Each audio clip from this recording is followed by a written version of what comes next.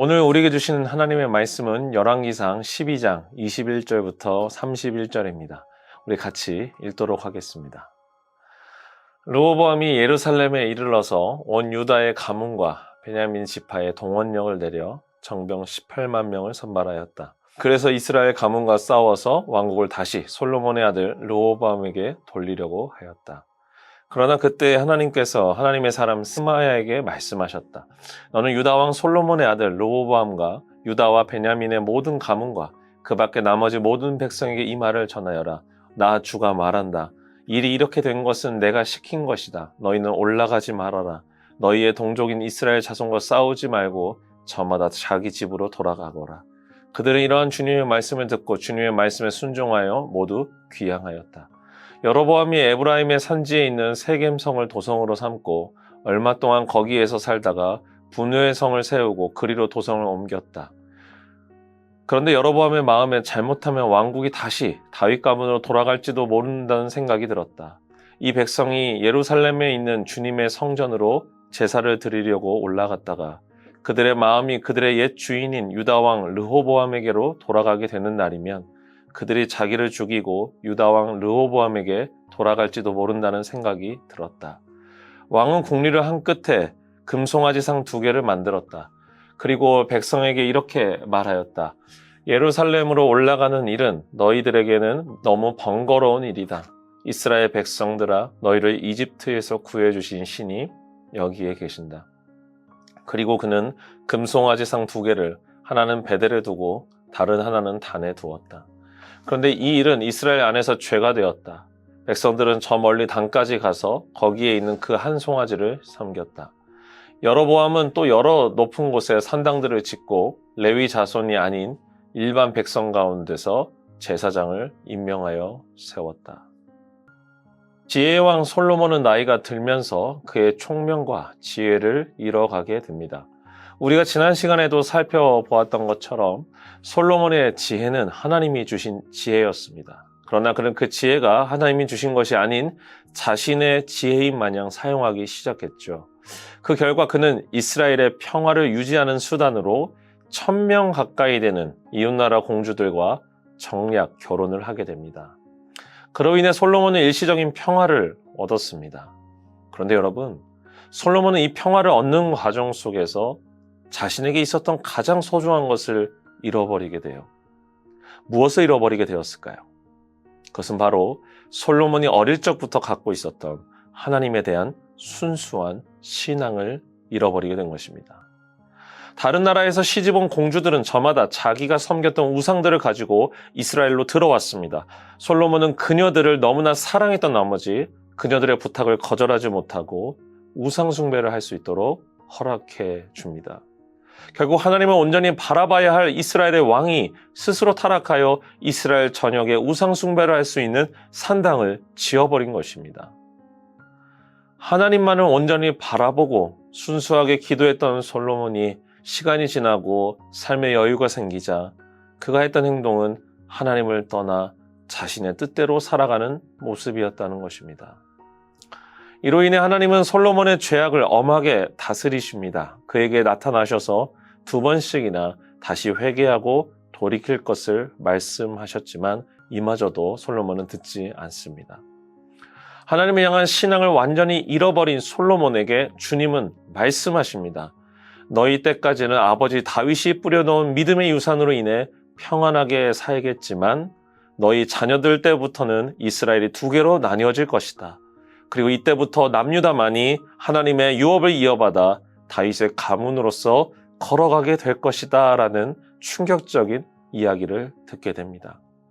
결국 솔로몬 왕 사후에 이스라엘은 여로보암이 다스리는 북이스라엘과 르호보암이 다스리는 남유다로 나누어지게 됩니다.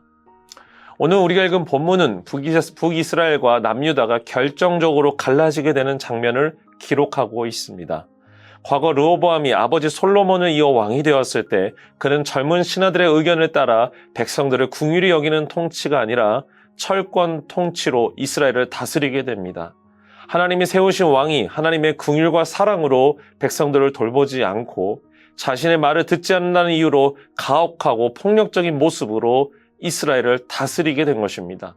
결국 이러한 통치로 인해 많은 이스라엘 백성들이 불만과 불평을 가지게 되어 12개의 지파 중에 10개의 지파가 르호보암으로부터 등을 돌리게 됩니다. 이러한 때에 르호보암은 10개의 지파를 다시 되찾아 하나의 나라로 만들기 위해 전쟁을 일으키게 됩니다. 그러나 주님께서는 그의 생각을 실행에 옮기지 못하도록 스마야 선지자를 보내십니다. 우리 24절을 같이 읽도록 하겠습니다. 나 주가 말한다. 일이 이렇게 된 것은 내가 시킨 것이다. 너희는 올라가지 말아라. 너희의 동족인 이스라엘 자손과 싸우지 말고 저마다 자기 집으로 돌아가거라. 그들은 이러한 주님의 말씀을 듣고 주님의 말씀에 순종하여 모두 귀향하였다. 여러분, 하나님께서 명하신 것은 인간이 사사로이 풀 수 없습니다. 르호보암은 남유다와 북이스라엘의 갈등을 자신의 힘으로 돌이키려고 했습니다. 그러나 주님은 그것을 원치 않으셨습니다. 만약 르호보암이 아버지 솔로몬의 모습을 보고 깊이 깨달아 할아버지 다윗의 길을 걸어갔다면 어땠을까요? 우상들을 모두 제거하고 할아버지 다윗에게 주셨던 하나님의 약속을 붙잡아 온전한 신앙으로 걸어갔다면 어땠을까요? 성경에는 만약이 없지만 그가 그러한 모습이었다면 혹시 주님께서 솔로몬에게 내리신 이스라엘의 분열과 고통을 조금은 바꾸어 주시지 않았을까 생각해 봅니다. 그런데 여러분, 성경에는 만약이 없습니다. 르호보암은 아버지 솔로몬보다도 더 악한 모습으로 이스라엘을 통치했고 그로 인해 하나님의 심판은 더욱더 가속화되었습니다. 결국 르호보암은 스마야 선지자의 이야기를 듣고 난 이후에 북이스라엘 정복을 포기하게 됩니다. 여기까지가 남유다의 현재 상황이었습니다.